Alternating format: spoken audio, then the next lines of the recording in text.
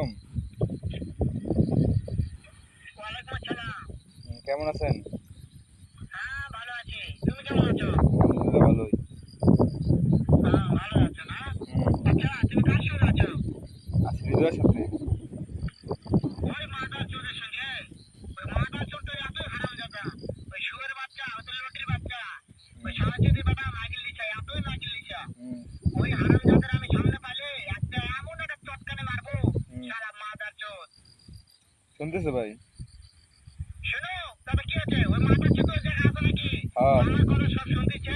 হ্যাঁ ওই ভাই। শালা চোদের বেটাকে শুনে শুনে আমি বেশি বলবো।